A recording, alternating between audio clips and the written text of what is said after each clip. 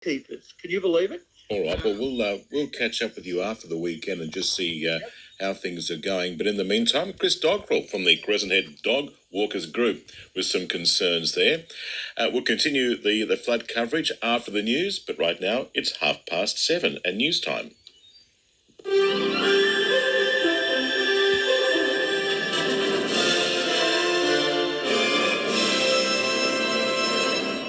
Currently 20 degrees in Coffs Harbour and Port Macquarie. Good morning, Madeline Cross with ABC Mid-North and Coffs Coast News.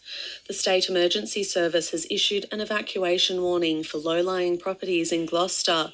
The Weather Bureau says moderate flooding is currently occurring along the Gloucester River, with major levels likely this morning. Moderate flooding is also possible along the Gloucester River at Taree and Wingham, with some of those levels rising. SES's Ryan Clarkston says residents should prepare for flood impacts. We're expecting the river that runs through Gloucester to peak this morning at around 5.2 metres. So residents in those low-lying areas need to start preparing for the potential to evacuate, pack up any important items such as medications, important documents, pets, have all your stuff ready to go. So if we do need to proceed to an evacuation order, you're ready to pick up and move away from those areas. Meanwhile, a severe weather warning for the mid-north coast has been cancelled. The Weather Bureau says rain has now eased over the area, with the low sitting off the mid-north coast expected to weaken during the day. Further north, it's unknown when Waterfall Way will reopen to traffic after landslips closed the roadway during heavy rain. The east-west roadway is closed between Thora and Dorrigo Mountain. Dorrigo Chamber of Commerce President Peter Mortimer says it's the main roadway for residents to access the coastal towns. This is a peak time for our accommodation places, the other retail businesses in the town. Our supermarkets now have to source product from the west. Courier services going through that are important. Our mail service is now being delivered to Armidale. Transport for New South Wales says it's working hard with emergency services to restore the route as quickly and safely as possible. The Insurance Council of Australia is urging flood-affected residents to put safety first, as more than 50,000 people lodged damage claims across northern New South Wales and southeast Queensland. Most of the claims relate to houses and vehicles. Lisa Cable from the Insurance Council says people can start their claims process before they return to their properties and ensure they follow the correct steps when assessing the damage. Taking photos and video footage of your damaged belongings so that you can attach those to your claim. Speak to the insurer before you attempt or authorise any building work, including emergency repairs. New South Wales Surf Lifesaving says local beaches could remain closed for days due to bad weather, while a hazarded surf warning is currently in place for the Coffs and Macquarie coast. Many beaches up and down the state's coast have been shut this week, including in Port Macquarie, due to floodwaters, severe weather and hazardous conditions.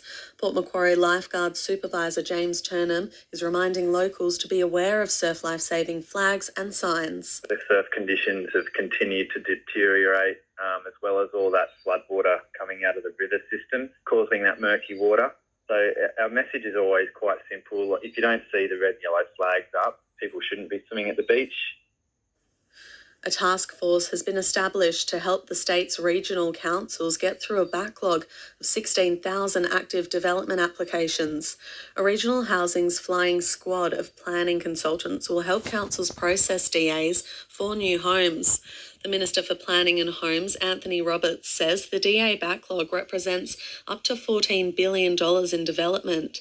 He says infrastructure projects in the regions have helped attract growth, but housing development has not kept pace. We've had some fantastic programs around jobs in regional New South Wales. We've had huge investment in new hospitals, schools and other infrastructure.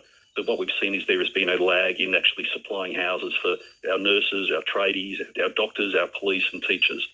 In news elsewhere, Ukrainian and Russian negotiators say they've reached an understanding on setting up humanitarian corridors to evacuate civilians as the fighting in Ukraine continues for a second week. And to the weather, a high chance of showers as well as the chance of a thunderstorm, which may lead to flash flooding from this afternoon. There's a moderate to major flood warning for the Manning and Gloucester rivers, while major flooding is occurring at Maclean, moderate at Grafton and Elmara. Minor flooding is continuing along the Hastings and Bellinger rivers. There's a hazardous surf warning for the Coffs Coast and Macquarie Coast. A top today of 27 degrees across Coffs Harbour, Kempsey, Port Macquarie, Taree and Foster. To hear today's local news, search online for ABC Local and look for your local station. Proactive crime team, and that he has written to the police minister and asked him to address these concerns. We'll be keen to monitor this, Brian Pegas, and see how those discussions transpire and if there's any headway that you can make there. Unfortunately, we'll have to leave it there heading up to the local news, but thanks very much for giving us a rundown of the situation this morning. Terrific. Thanks, Patrick, and I appreciate you having me on this morning. Not a problem. That is Brian Pegas there, the Tamworth Police Association branch chair, asking for another 8 officers at least to join the proactive crime team there.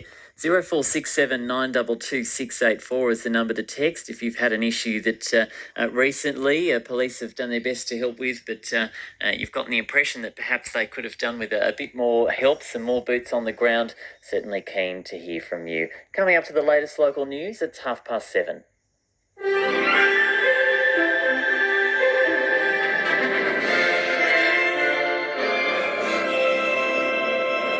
Good morning, Lani Ottaway with ABC New England Northwest Local News.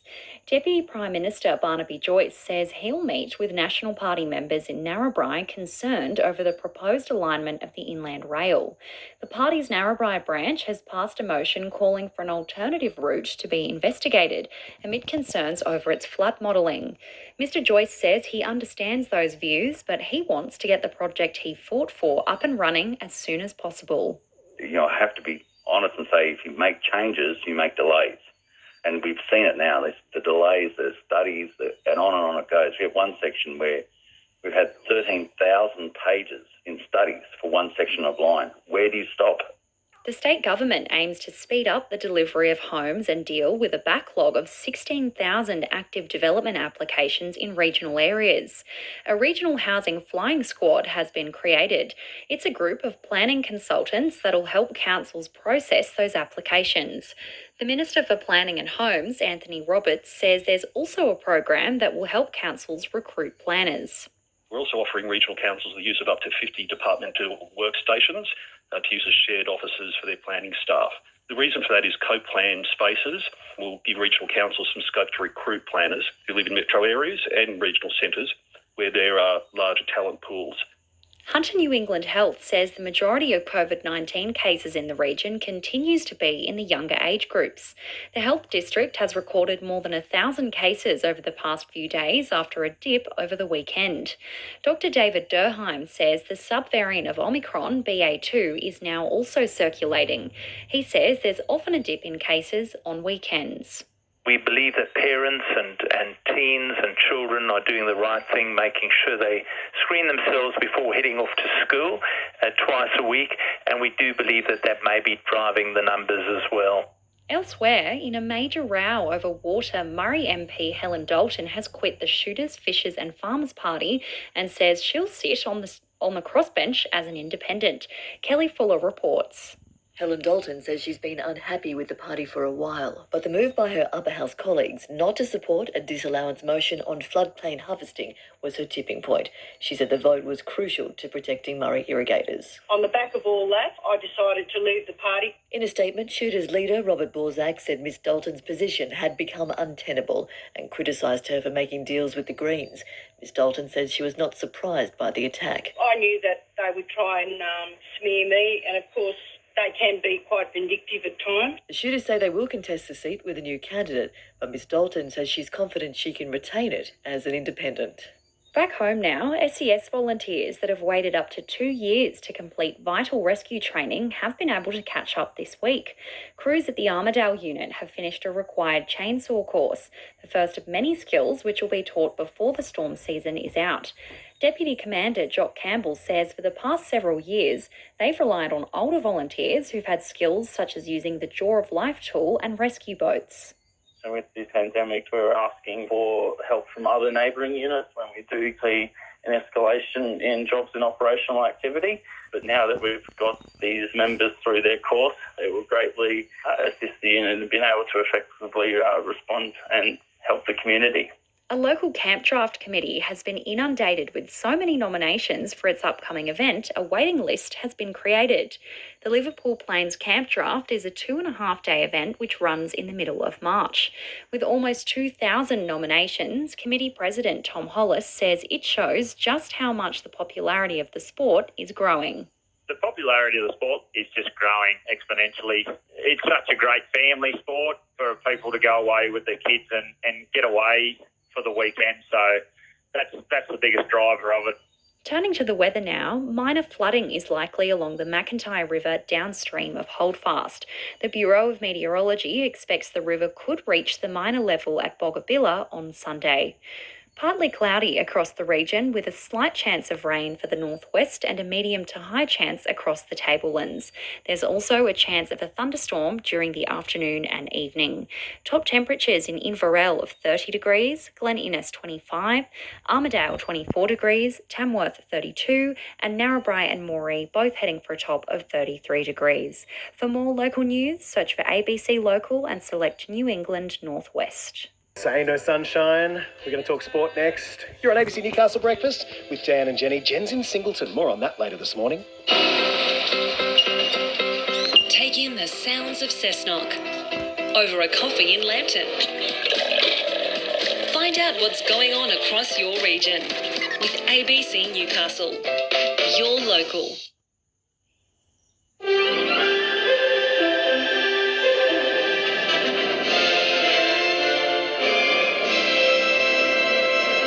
Liz Farquhar with ABC News. Residents from some parts of southwest and western Sydney are returning to their homes today after the SES gave all clear notices.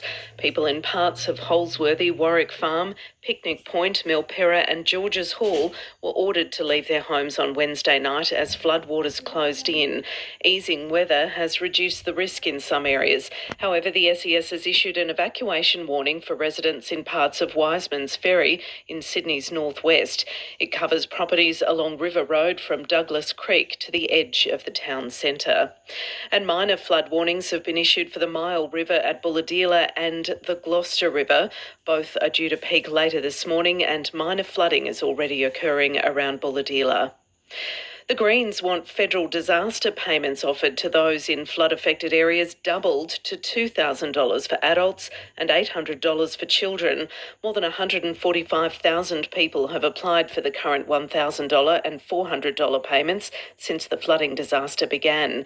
The one-off payments were introduced in 2006 and haven't been adjusted since.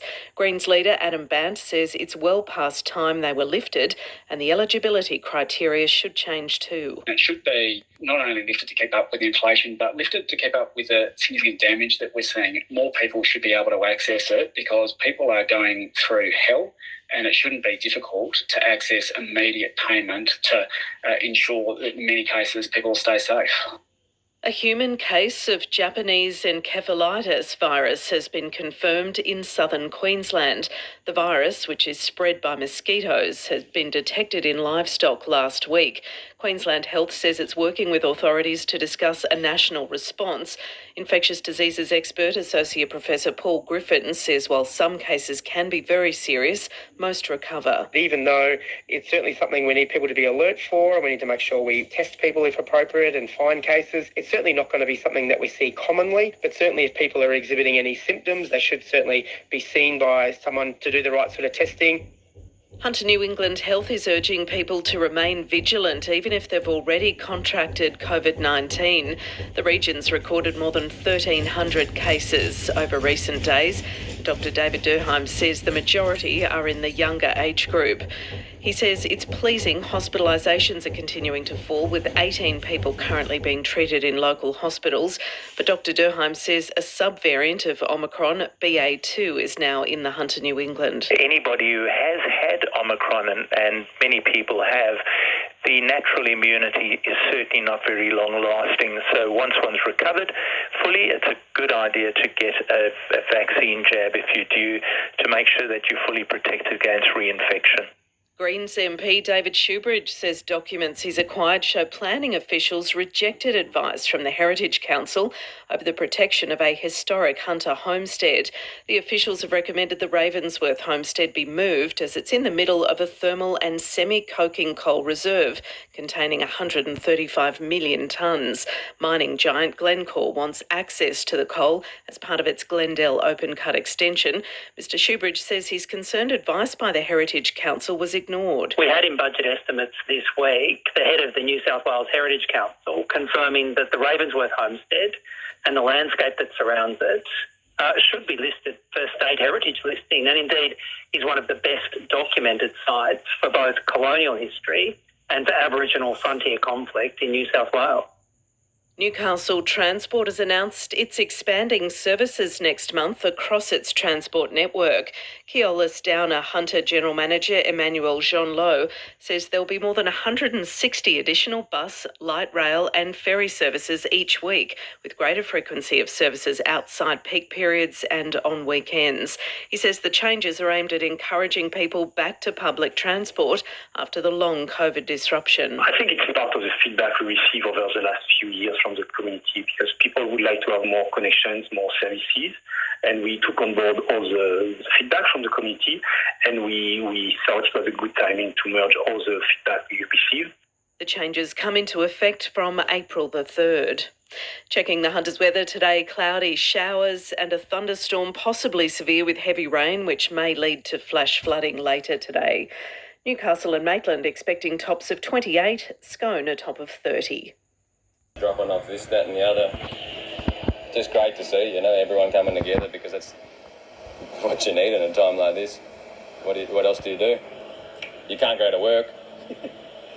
How long do you reckon it might be till this is all repaired? The extent of the damage just seems extraordinary. Drivable soon, but livable, don't know. And on the text line, Brian at Wamba says, "Hi Joe, as this current catastrophe unfolds, let's hope that it dawns on our Prime Minister that the millions of dollars wasted on pork barrelling in some coalition electorates at the last election could have been better spent on disaster readiness." Thanks very much, Brian. It's 7:30.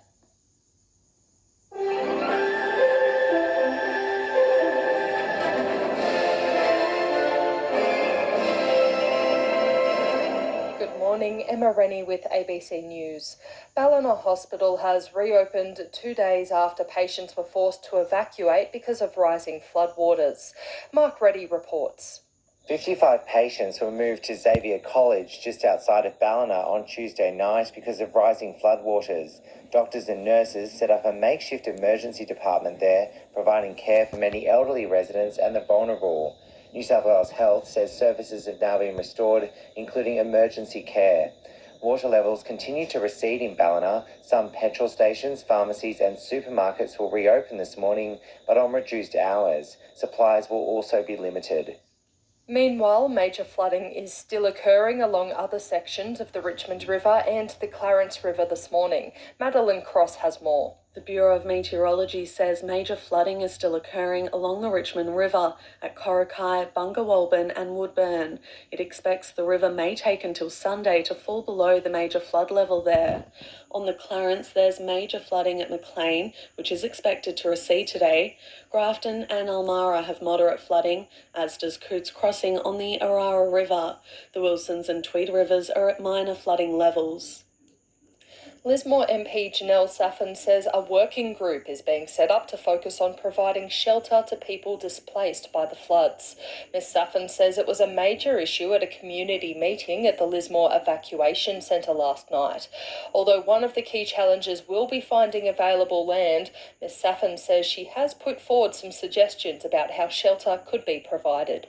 What I've raised is the issue of relocatable homes, really what I call hardcore caravans, hardcore tents, not just a tent you have when you go off to Evans for Chrissy. Refugee ones that I know well, The organisation representing fuel suppliers in Australia says the fuel shortage in the northern rivers is expected to ease across today and tomorrow.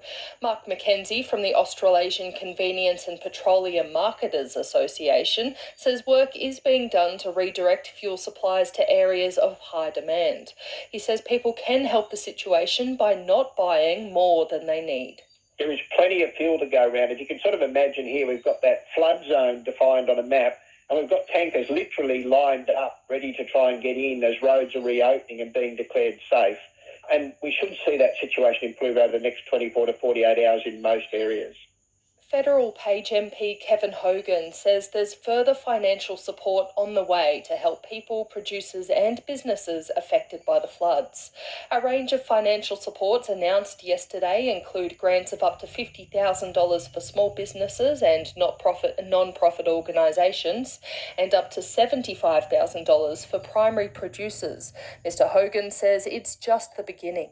We're very aware that we need to do much more. This is just the start. This has been an unprecedented event, but these products, if you like, are on the shelf and we could roll them out quite quickly, but there'll be constant evaluation to see what else we have to do to help both small businesses and primary producers in this community. Mullumbimby residents say the town is facing a huge clean-up and recovery effort.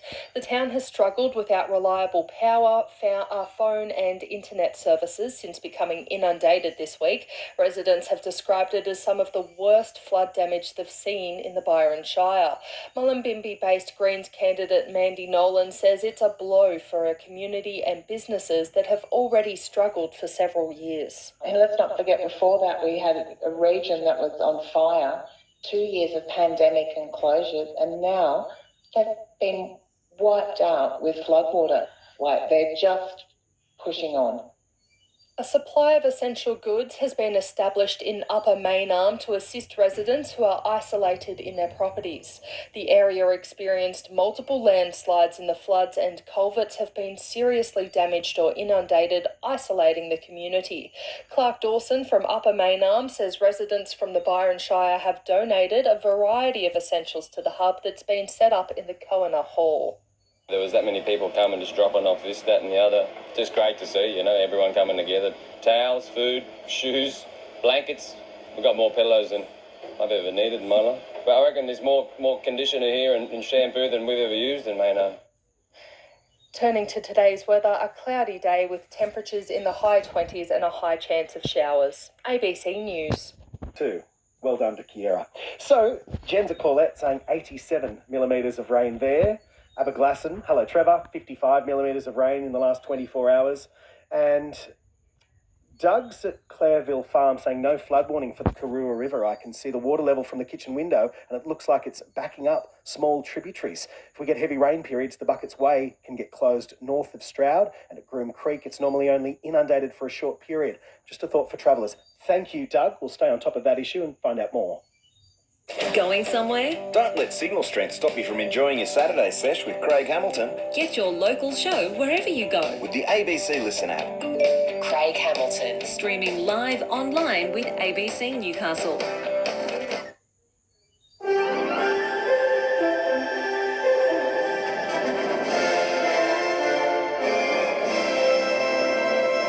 Good morning, Liz Farquhar with ABC Hunter News. Residents along the Gloucester River are being urged to prepare for possible riverine flooding and evacuations. The Bureau of Meteorology says low-lying properties along the Gloucester River may be affected by rising floodwater, and they're urging residents to monitor conditions and take action now to prepare if they need to evacuate. Minor flooding is also occurring at Bulladila, and a minor flood warning's been issued for the Mile River there. There's moderate flooding along the Patterson River at Gostwick, and moderate flooding is expected at Bulga along Wallumbye Brook this afternoon. The Williams River at Dungog is expected to peak at 7.2 metres this morning, which will be a minor flood, but it may reach moderate flood levels at Milldam Falls. Retiring federal Labor MP for Hunter, Joel Fitzgibbon, could be found in contempt of Parliament for failing to declare his ownership of a new company. Pat McGrath from ABC Investigations reports. Mr Fitzgibbon says he started the company for possible use after he leaves Parliament, and it's currently inactive. but he's still required to declare shareholdings and directorships within 28 days or risk being found in contempt of Parliament. He set up the company called Fitzgibbon Advisory almost 6 months ago and is its sole director and shareholder. He declined to do an interview, but in a statement has apologised to the House for the oversight and says he'll update the register. A community group has lodged an urgent interim heritage order with Heritage New South Wales in a bid to halt work to upgrade the Newcastle Ocean Baths. The baths are due to close from March 14 for about a year while the upgrade is carried out. The work includes installing a new concrete floor which will cover the existing natural rock, a move opposed by the group Friends of the Newcastle Ocean Baths. Group spokesman Tony Brown says taking the action is a matter of last resort. The impact of the interim heritage order, if the office decides such, is that it can request organisations such as Newcastle Council to cease works that are likely to damage the significant heritage of the item concerned. Greens MP David Shoebridge has used a budget estimates hearing to savage a recommendation to relocate a historic Hunter homestead to make way for a coal mine expansion. Planning officials have approved the relocation of the Ravensworth homestead to a nearby farm to allow for Glencore's Glendale mine extension. In addition to historical concerns about the homestead's relocation, there are fears centuries of Aboriginal history will be destroyed. Mr Shoebridge says the Heritage Council opposed the move, but planning officials recommended an independent panel approve it anyway. A recommendation to the Minister outlined how the Ravensworth site and its surrounds have some of the most clearly documented instances of frontier violence and frontier conflict anywhere in the state, and yet all of that advice has been junked by New South Wales Planning with a recommendation to destroy it. The Minister for Environment and Heritage, James Griffin, told Budget Estimates he praised the Heritage Council for raising concerns about the relocation. He noted heritage needed to be conserved and protected, but said he was not the minister responsible for overseeing planning decisions. Shelter New South Wales says it hopes research it commissioned will further highlight the urgency needed from government when it comes to affordable housing. The non-profit organisation engaged the Regional Australia Institute to work out where the biggest housing needs are in regional areas, and it found Cessnock, Newcastle and Maitland came in the top 5. It was based on several indicators like how many households pay more than 30% of their income on housing costs. Senior Policy Officer Catherine Callaghan says areas like the Hunter are only going to keep growing. There's a lot that each level of government can do. First, what we want them to kind of get their heads around is that the private housing market is not providing enough affordable housing for a very large part of the population, and it can't continue, and that they can do something about it. Maitland MP Jenny Aitchison says there's a lot of vulnerable people in her electorate at risk of becoming homeless, particularly the elderly, through no fault of their own. If you don't have the support of someone who can act for you legally, financially, if you don't have someone who can look after your health conditions with you or mental health, then it just becomes this terrible maze that people cannot navigate. Cloudy today, showers and a possible thunderstorm with heavy rain, southerly winds turning southeasterly. 28 the top for Newcastle and Maitland, Scone headed for 30.